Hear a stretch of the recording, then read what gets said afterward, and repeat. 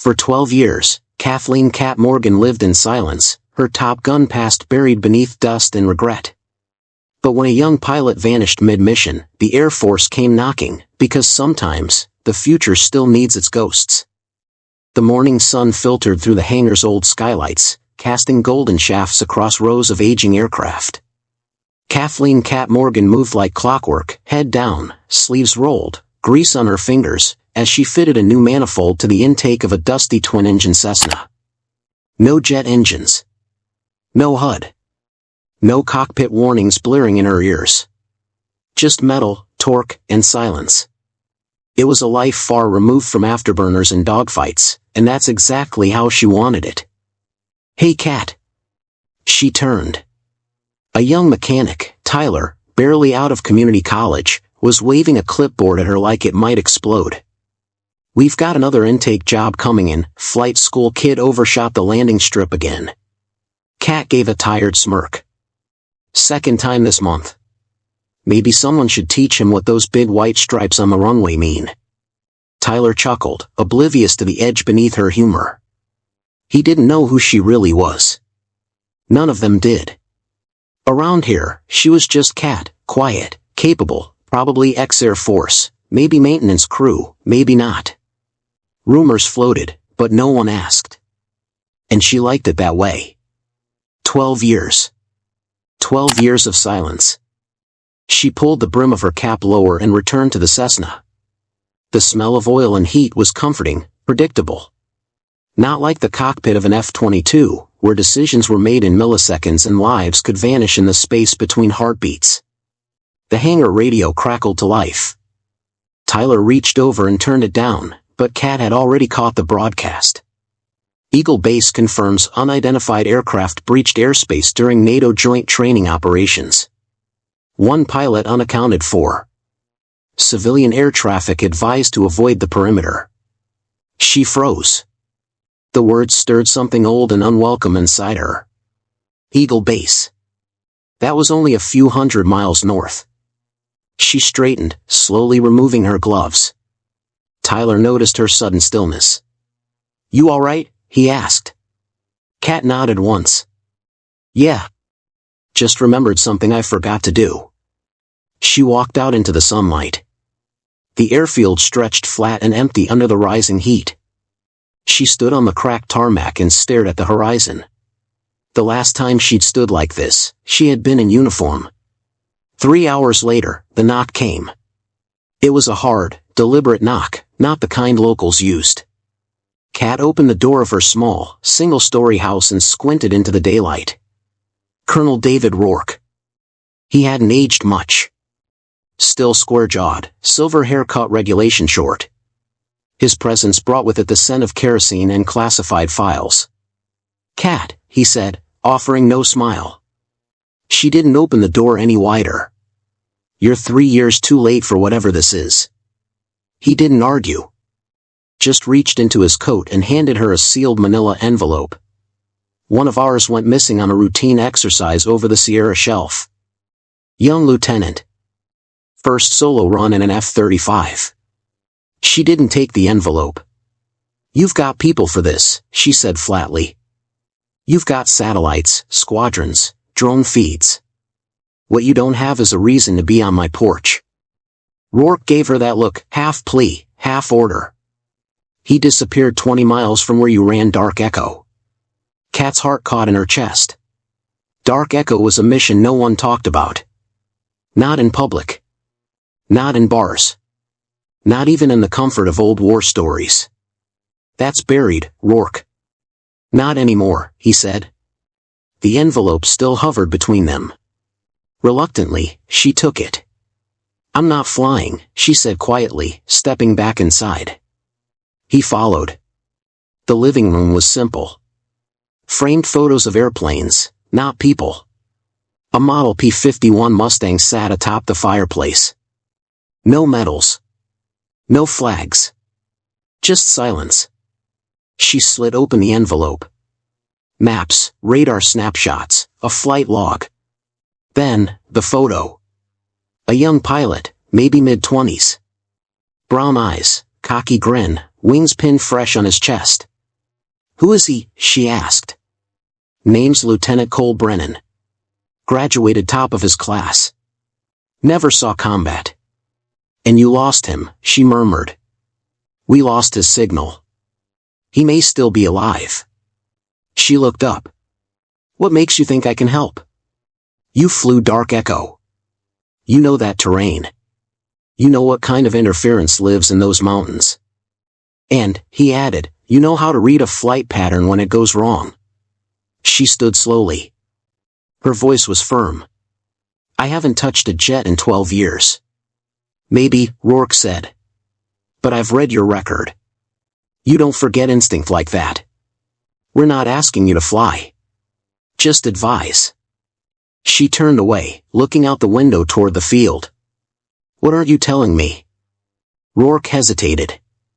We sent a second pilot to retrieve him. She panicked. Nearly crashed on exfil. We pulled everyone back. Command doesn't want to repeat. Kat closed her eyes. She could feel it, the G-force, the vibrations, the pulse of adrenaline. The airbase was losing confidence. And when command panicked, people died. Rourke stepped toward the door. If you say no, I'll walk away. But we both know this isn't about helping me. It's about helping him. He opened the door. I'll be at Eagle Base till 0500 tomorrow. After that, we call it. He left. Kat stood in the quiet. The envelope sat open in her hands, the photo of the lost pilot staring back at her. Outside, a wind stirred the air, carrying with it the faint sound of jet engines overhead. The road to Eagle Base hadn't changed much. Still long, still desolate. Still flanked by dry brush and distant hills that held too many memories. Kathleen Kat Morgan sat behind the wheel of her old Dodge pickup, fingers drumming the steering wheel as the base perimeter fence came into view. The last time she passed this way, she'd sworn never to return. Now here she was, 12 years older, a civilian, and more ghost than soldier. At the security checkpoint, a young MP barely old enough to shave looked over her ID with a squint. You're cleared for command hangar, he said, handing it back. Welcome back, ma'am. She gave a curt nod and drove on, her truck rolling past rows of hardened shelters and sleek modern aircraft. The F-35s were everywhere, parked under sunshades, taxiing, rising into the air with a clean, quiet roar. Stealthy. Fast. Nothing like the beast she used to tame. She pulled into the operations lot, parked, and sat in silence for a moment, watching the jets. Her jets used to scream when they took off. These just whispered. Inside the hangar, it hit her all at once, the smell of jet fuel, the faint buzz of comm chatter in the background, the unmistakable hum of tension in the air. And the stairs. She stepped through the door and into a world that had moved on without her. Officers and pilots turned, some whispering, some curious. Others didn't bother hiding their smirks. Is that her? Someone muttered. No way. I thought she retired years ago. Looks like command scraping the bottom of the barrel. Kat kept her eyes forward and her posture firm. Let them talk. Let them stare. She hadn't come for them. Colonel Rourke met her at the briefing room door.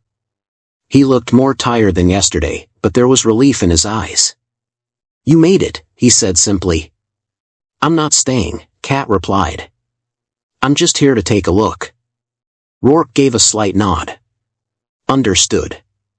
He pushed open the door. Inside, a group of uniformed officers sat around the table, reviewing flight maps, heat signatures, and radar overlays. Among them was a tall, lean pilot with cropped blonde hair and an attitude that hit Kat before she even opened her mouth.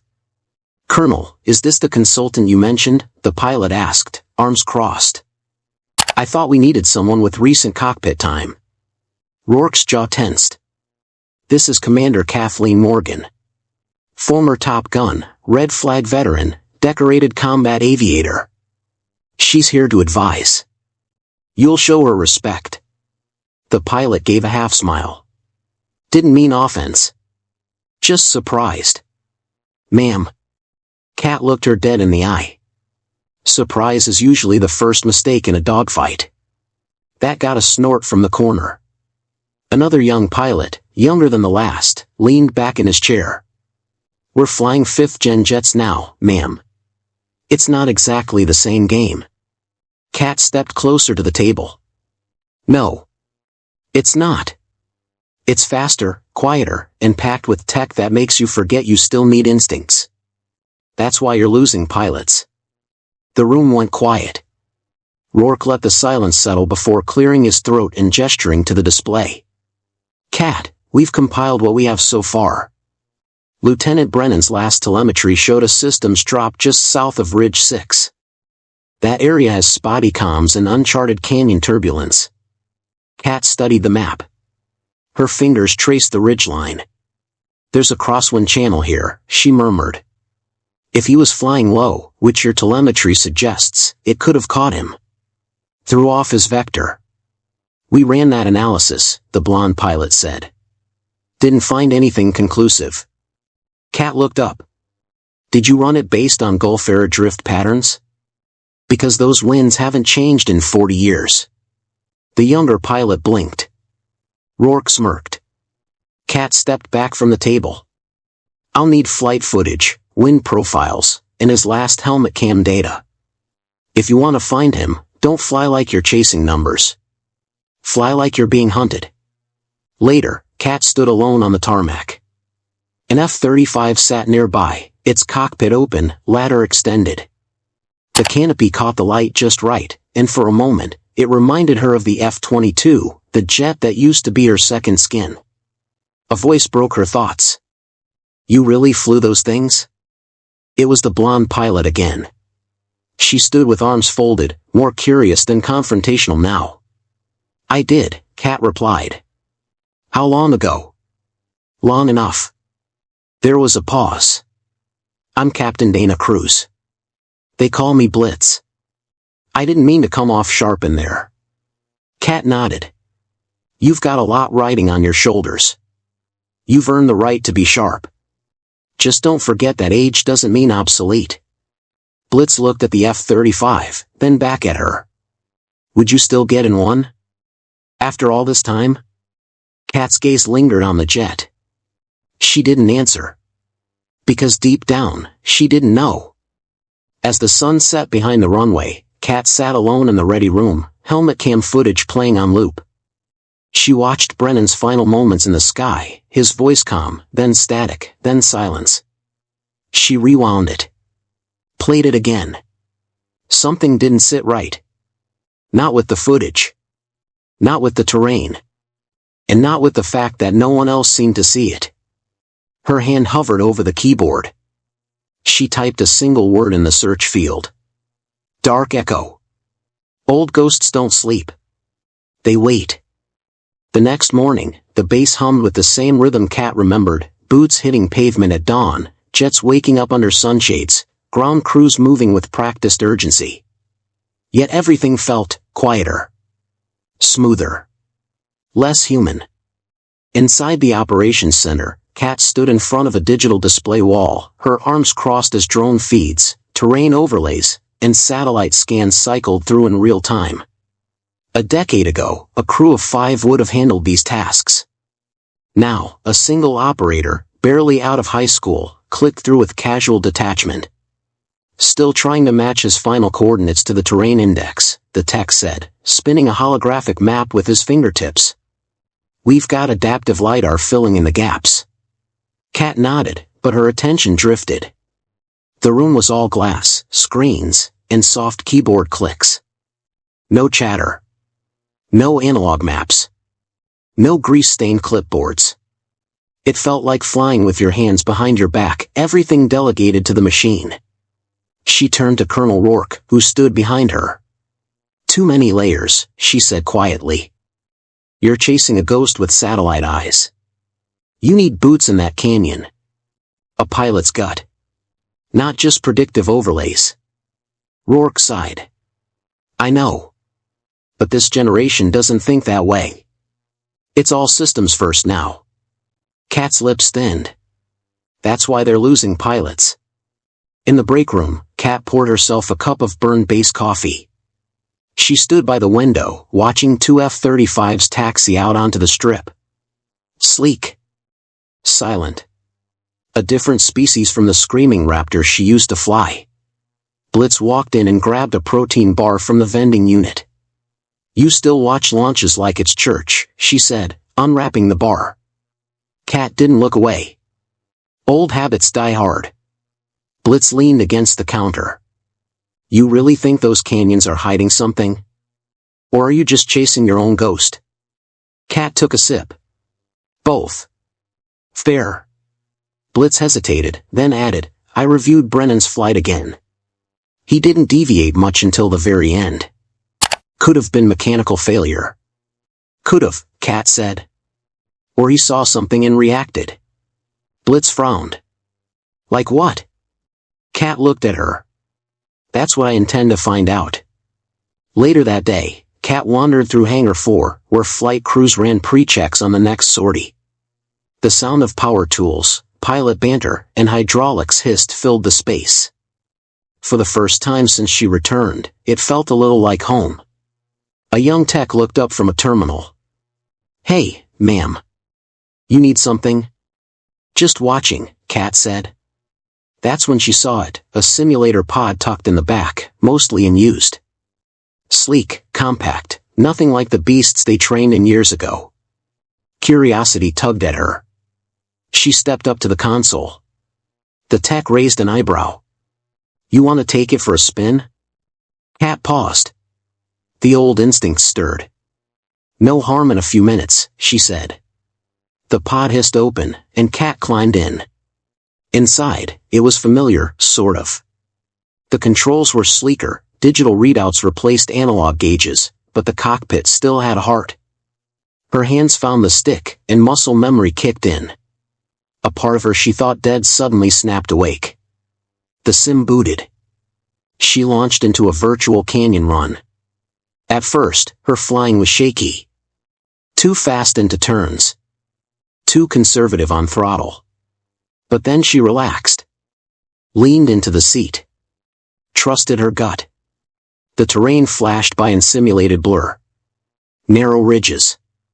Crosswinds. Downdrafts. She traced the path Brennan took, then made the decision she thought he must have made. Suddenly, she saw it, a glint, just a moment of reflective distortion, off the right ridgeline. Could have been sensor malfunction. Could have been a drone.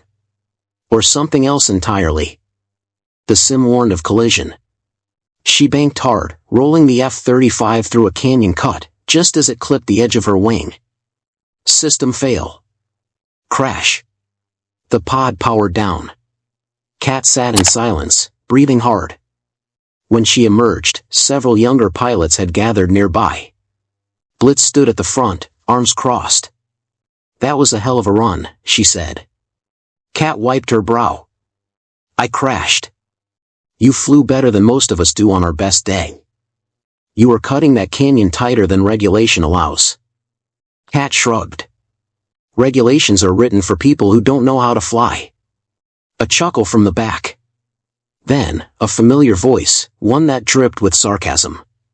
"You still alive in there, Commander?" It was Lieutenant Walker, the cocky younger pilot who'd scoffed at her on day one. His arms were folded, expression smug. "Maybe next time you'll fly a real mission instead of a video game." Kat stepped toward him slowly. "You think war is a game, Lieutenant?" He hesitated. She didn't blink. "You don't understand yet. The plane is a tool. A beautiful one, yes. But when it fails, when systems go dark, you're left with one thing, instinct. And from where I'm standing, yours hasn't been tested." The room was silent. Walker's jaw tensed. "I've logged more hours in the F-35 than I have, I'm sure," Kat cut in. "But I've logged more hours wondering if the people I train came home alive. And that kind of hour doesn't show up in your flight record." He backed off. Blitz gave Kat a nod of respect. "You're not just here to consult, are you?" Blitz asked. Kat looked at the sim pod, then toward the real jets outside. I didn't think I was, she said. But now, I'm not so sure. That night, Kat sat alone in the barracks they'd temporarily assigned her, same walls, different furniture. She stared at the helmet cam footage again, paused it at the moment Brennan's eyes flicked to the side. She rewound it. Watched it again. Whatever he saw spooked him. It wasn't mechanical failure. It was reaction. And she was the only one who seemed to care. She stood, walked to the mirror, and looked at her reflection. Time hadn't been kind. But it hadn't taken everything. The air in briefing room Delta 2 hung heavy, not with heat, but with expectation. Walls lined with flight simulation screens flickered with topography maps and satellite feeds. Young pilots tapped restlessly on tablet screens, boots shifting against polished floors. At the front, Major Kathleen "Kat" Morgan stood off to the side, arms crossed, letting the new generation take center stage. They spoke quickly, casually. Too casually. Target zones located 16 clicks west of Marja. UAV intel picked up irregular movement along this ridgeline. Lieutenant Amarichan traced a glowing line across the map, her voice crisp, her expression neutral. Kat studied the map. She didn't blink. Movement that's either a convoy or a ruse, she murmured. Amari hesitated, then nodded. We're working on IR signatures, but command wants air support ready regardless. Across the room, Captain Brady Locke leaned back in his chair and smirked. That's why we're here, right? Send the Raptors in, burn the whole damn hill down. A few of the younger pilots chuckled. Kat didn't. You ever seen what a ruse looks like up close, Captain? She asked quietly. Her tone wasn't mocking, but it made the room fall silent. Brady's grin faded. No, ma'am. Good. She turned back to the screen. Because real ones cost lives. The words settled like dust. Heavy. Undeniable. After the briefing, Kat stepped out into the hangar, seeking air that didn't buzz with egos and overconfidence. The hulking shadows of the F-35s glistened under maintenance lights, and for a moment, she saw the ghosts of another hangar, years ago, different jets, same steel bones. She still remembered the smell of burned wiring, the way a cockpit would feel like a tomb when it sealed. She remembered her wingman's final transmission. Kat, I've lost hydraulics, can't level, can't. And then nothing. She pushed the memory down. Hard. A voice stirred her back. Didn't mean to offend in there, said a voice behind her. It was Amarichan, helmet in hand, eyes softer now. You called it right. About ruses. Kat gave a small nod. You flew in Syria, didn't you? Yeah. 2 tours. Amari stepped closer, glancing at the F-35 beside them. But I've never seen action like what you flew in. Half the squad doesn't even know the missions you were on, they've been redacted to hell. Kat offered a faint smile. That's the point. Amari looked away. There's talk they're pushing you onto this sortie because of politics. PR wants an old Top Gun in the sky for morale. Kat didn't reply right away. She stared up at the tail of the jet, its fin cutting a sharp line against the night sky. I buried my career because I couldn't bury my dead, she said. This isn't about PR. It's about unfinished business. Later that night, Kat sat alone in her quarters, fingers wrapped around a mug of cooling coffee. The room was quiet, except for the low hum of a fridge and the ticking of a clock mounted above the bed. A small photograph lay beside the mug, a faded image of Kat and 3 others in flight suits, grinning on a flight deck in Kandahar. One of them, Lieutenant Commander Jake Smash Albrecht, had his arm around her shoulder. He was the one who'd gone down on her final mission. Kat rubbed a thumb over his face. He wasn't just her wingman. He'd been more. They'd hidden it well. But not from the black box that recorded everything, including the way she'd screamed his name when his jet spiraled. The board had ruled it a mechanical failure. But Kat had never shaken the guilt. Never shaken the feeling that she'd missed something, something small, critical. A sound, a blink, a glitch. And now, After 12 years of silence, the Air Force had called her back. Not just because they needed her, but because a new mission looked just like the old one. Another infiltration route. Another ridge line. Another potential ambush cloaked in silence. And this time, someone else might not come home. The following morning, Kat returned to the hangar before dawn. The air was cold, still. Tech crews were prepping the F-35s, double-checking fuel lines and diagnostics. Chief Master Sergeant Elena Ruiz greeted her with a crisp nod. "Ma'am. Your bird's ready." Kat approached the jet, sleek, black, and humming with restrained power. She ran a hand along its nose cone, feeling the hum of static electricity. "You sure you want to fly this one?" Ruiz asked. "We've got simulators prepped if you want one more run." "I'm not here to simulate," Kat said. Ruiz hesitated. "They don't make them like they used to." Kat glanced at her. "Neither do they make pilots like they used to." Ruiz allowed herself a smile. Kat climbed into the cockpit. The canopy lowered. Lights flickered on. The HUD glowed to life. But it wasn't just the jet she was strapping into, it was a reckoning. The flight line was bathed in dawnlight, soft gold stretching across concrete, the sky above an endless sheet of burnished blue. The desert airbase buzzed with movement, ground crews shouted over headsets, mechanics tightened panels, and support vehicles sipped like blood cells through arteries of a living, breathing war machine. Kat stood in the ready room alone, facing the mirror. The flight suit was tighter than she remembered, not in size, but in weight. It wasn't just fabric and Kevlar. It was her past. Her pain. Her potential to fail again. But she zipped it up anyway. Across the chest was a new patch, her call sign returned from the archives. A black phoenix rising from fire. Iron Phoenix. "Ma'am," a soft voice at the door. It was Amari-chan again, suited up herself. "Birds are ready." "Your lead." Kat nodded. No smile. Just purpose. She grabbed her helmet from the locker. Matte black, with a streak of crimson on the side. Inside, a message she hadn't seen in over a decade was still etched beneath the padding. "We rise. We burn. We fly again." As she strode down the tarmac, the rumble of jet engines filled the air like a distant thunderstorm held in chains. The F-35 sat at the far end of the line, waiting like a sleeping beast. The canopy was open. Its smooth frame gleamed with morning dew and menace. Ruiz approached her with a checklist, but paused. "I saw your name on the manifest. Didn't believe it until I saw you suited up," she said. Kat gave her a sidelong glance. "You believe it now?" Ruiz smirked.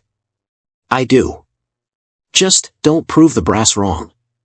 Kat placed a hand on the F-35's fuselage, then vaulted up the ladder and slid into the cockpit. The seat wrapped around her like an old memory. Muscle memory took over, switches, toggles, oxygen check, comms sync. Viper control, this is Iron Phoenix. Systems online. Call status check. Copy that, Iron Phoenix. Your go for taxi. Her voice was calm. Calm like a soldier walking into the storm with no guarantee of return. On the taxi line, four jets rolled into formation. Kat in the lead. Brady locked to her right. Amari-chan behind her. And a quiet, steady pilot named Rezon tail. The mission was clear, armed recon. Check the ridge. Confirm heat signatures. Strike if engaged. But Kat knew it wouldn't be that simple. It never was. They lifted from the runway like ghosts. The air rushed beneath them and the desert fell away. Mountains loomed in the distance like silent judges. The sky turned brighter, sharper, colder. Inside the helmet, Kat's breathing steadied. HUD lit green. Altitude, 21,000 feet. Speed, climbing past Mach 1. To the younger pilots, the tech was second nature. To Kat, it was still half alien, more screens, more automation, less intuition. But flying wasn't about buttons. It never had been. It was about feeling. She closed her eyes for a second. And she felt it again. The jet is an extension of her. The air is home. She was back. Visual on ridge, Amari said over comms. Infrared scan shows 2 transport trucks under tarp. No heat signatures outside. Could be bait, Reza added. No movement. Kat's instincts screamed louder than the data. Shift formation. High-low pair. Reza and Amari, take elevation. Brady, on me. Brady's voice cracked back. We should just light them up. Easy targets. Kat tightened her grip on the throttle. They want us to think that. Phoenix, control here. Command authorizes strike if threat confirmed. That word. If. Kat's mind flashed. Jake's voice. That final scream in the cockpit. The way his bird had gone down in smoke chasing a ghost target. Not again. Negative on strike, she said. Brady laughed in her ear. You're too slow, Grandma. Watch how it's done. And then he broke formation. Kat cursed. Lock. Fall back. Do not engage. But it was too late. His F-35 tilted, nose down, locking missiles. A second later, thwip, his missile fired. The ridge exploded in dirt and flame. Direct hit, Brady said smugly. But then the dust cleared. And behind the burning trucks came movement. A dozen armored vehicles unmasked from thermal shields. SAM launchers. Kat's heart dropped. Evade. It's a trap. A flash of light. A missile streaked skyward. Straight for Brady. Brady! Eject! Kat barked. His voice crackled, panicked. I've got no lock, chaff not firing. Boom. A flash in the sky. Brady's jet became fire and falling parts. Man down, Reza said, voice hollow. Kat took control. Chen, Reza, cover me. We're going in. She dove into the chaos, jets dancing around missile trails. The F-35 shrieked as she weaved between plumes and fire. This wasn't just flying. This was art. This was war. With a tight twist, Kat pulled behind the lead launcher. Target locked. Missiles fired. 2 direct hits. 1 launcher gone. She rolled to avoid the return fire, skimmed a mountain ridge, dropped flares as heat seekers chased her tail. Phoenix, you're clear for fallback, Amari called. But Kat didn't turn. Not yet. 1 more launcher lit up. She took it head on. Fired. Watched it disappear in smoke and fire. And only then did she pull back. Phoenix returning to altitude. Ridge neutralized. The comms were silent. Then. Copy that, said Amari quietly. We're with you. As the jets banked back toward base, Kat sat in the cockpit, heart hammering. She had flown through fire again. Not for glory. Not for redemption. But because when the moment came, no one else could have. The F-35 taxied to a silent halt. For a moment, no one moved. Then the canopy hissed open, and Kathleen Kat Morgan emerged into the golden light of late afternoon, helmet tucked beneath her arm, wind catching her flight suit. Every eye on the tarmac followed her. Inside the control tower, younger officers stood frozen. Captain Reza, the same pilot who had once smirked at the dinosaur brought in for optics, whispered, "She really flew it." No one replied. There was no need. Kat stepped down from the jet slowly, her boots touching ground with the finality of someone returning from war, not just in the sky, but in herself. Her hands trembled slightly as the adrenaline faded. But her eyes, they were clear. Steady. Young again. Colonel Dawson was already waiting for her at the edge of the tarmac, arms crossed, no longer the skeptical man who'd dismissed her file as ancient history. He met her halfway. You brought them back, he said quietly. Kat nodded. They never should have gone without backup. He looked down. No. They shouldn't have. Behind them, the rescue helicopters touched down. The crew she'd guided home disembarked. One of them, Lieutenant Harper, ran toward her, still shaken, face smudged with dust and sweat. She pulled off her helmet and looked at Kat like someone seeing the sun after a storm. You didn't leave us, Harper said, voice cracking. Kat didn't smile, not quite. But something in her posture softened. I knew what it felt like when no one came. The words lingered in the air. They weren't just about this mission. Harper heard it. So did Dawson. Kat turned to leave, ready to return to the hangar, in the shadows she had stepped out from, but Dawson stopped her with a question that cut through the noise. Why did you really leave 12 years ago? She paused. For the first time in a long time, she gave an honest answer. I lost someone. And then they told me to move on like he didn't matter. Like I didn't matter. So I did what ghosts do. Dawson swallowed. But ghosts don't fly. Kat turned back toward the F-35. No. But sometimes they remember how. He nodded slowly.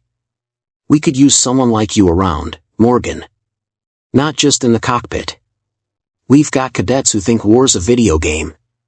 They could use someone who's lived through the silence after the last shot. Kat hesitated. Then she looked past him, where Reza and the other pilots had gathered. Reza gave her a small salute. She returned it. Later that evening, Kat stood alone on the observation deck, watching the sun dip below the horizon, casting long shadows across the airfield. The hangars were quiet now, the day's noise giving way to a kind of sacred stillness. The sound of boots approached. She didn't need to turn. It was Captain Reza. Ma'am, he said. You were something else up there. I still remember a few things. He chuckled nervously. I've been studying maneuvers you pulled today. They're not in any manual. They're not supposed to be, she said. They came from flying with people who had nothing to fall back on but instincts. Reza nodded, then hesitated. Would you ever consider teaching? She looked at him, surprised. We've got a new batch of pilots coming in. I think they'd listen to you. I know I would. She turned back toward the airstrip, where her F-35 was being wheeled into the hangar. I used to think my time was over, she said. That I was just an echo in a world that moved on. And now, he asked. Kat took a deep breath, eyes on the darkening sky. Now I think maybe echoes matter. Maybe they remind us where we came from. The next morning, Kat walked into the flight school building, this time not as a ghost, but as an instructor. The walls were lined with photos of graduates, plaques, and a giant mural of jets in formation. There was a new addition on the wall, a framed still from yesterday's mission, her F-35 streaking above a mountain ridge. Beneath it, a caption. Legacy isn't left behind. It leads the way. Kat stood before a room of 20 young cadets, all seated upright, eyes wide. Some recognized her. Some didn't. All listened. She looked at them, then at the simulator behind her. I'm Major Kathleen Morgan. You can call me Kat. A few murmurs passed through the room. One cadet raised his hand timidly. Is it true you were Top Gun? Like, the real thing? Kat smiled faintly. I was. But that's not what matters. She walked to the front of the class. What matters is how you fly when no one's watching. When no one's coming. When the only thing between life and death is you. Silence. The kind of silence that sinks into the bones. Then, soft clapping. It spread, rippling through the room. She didn't ask for it. She didn't expect it. But maybe, she deserved it. That night, Kat wrote a letter to her husband. The one she lost. She didn't send it, there was nowhere to send it to, but she needed to write it anyway. I flew again today. I saved them, just like you would have. I carried you with me. I always will. I think I'm going to stay this time. Your wing woman forever. Kat. She folded the letter and placed it in her old flight log. Outside, the jets roared, pilots training for a future shaped by those who came before. Kat stepped onto the tarmac, no longer a ghost. She was home. If Kat's story moved you, if you believe that experience, sacrifice, and legacy still matter, don't let her fly alone. Like the video to honor the veterans who paved the way. Subscribe for more powerful life stories of courage and redemption. And share your thoughts in the comments, we read every one.